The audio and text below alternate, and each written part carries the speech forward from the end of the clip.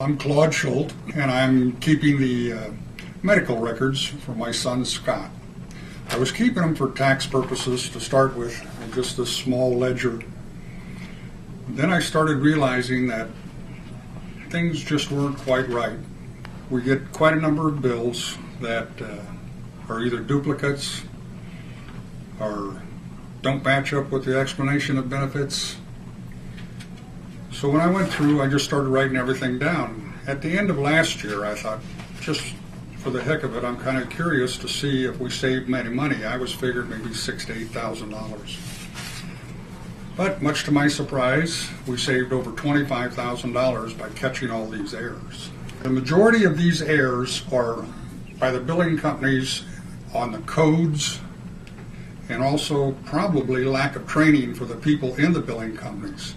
In talking with the codes and these billing companies, for example, Scott was at Select Specialty Hospital, where they have hospital doctors come through and check you every day, just take your temperature, just like normal hospitals. We received the explanation of benefits from that doctor, or from Blue Cross for that doctor, for $900. So I called the billing company and asked him why it was $900 when he's a hospital doctor. And the lady told me they were treating him for obesity.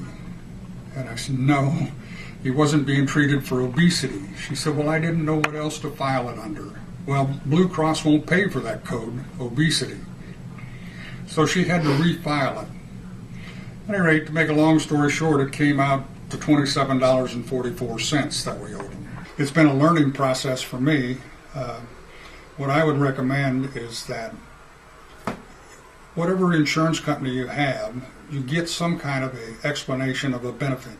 An explanation of benefit is a sheet of paper that the doctor or the hospital billing company sends to your insurance company. It gives the date, the company's name, how much they bill Blue Cross for, in this particular case, and how much Blue Cross is paid and what's left over for you to pay. So the amount you may owe provider should always match up against what the bill is. Other thing you have to be aware of is what your total deductible is. If your total deductible is $3,500 and you get a bill for $4,500 on equipment, then you shouldn't have to pay that. And here again, it depends on your insurance company. I keep a spreadsheet. I started out with just that little ledger, but then I had to go to the spreadsheet.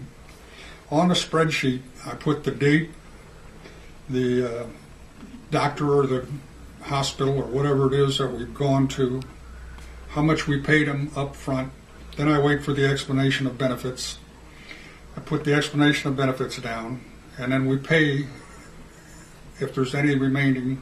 We put the date down, the check number down, or credit card, whichever way you pay it. But make sure you always have all the dates and numbers. It's just a process that takes a lot of time. So the best thing I can tell you is just to keep a spreadsheet. Don't pay anything until your bill matches up with your explanation of benefits.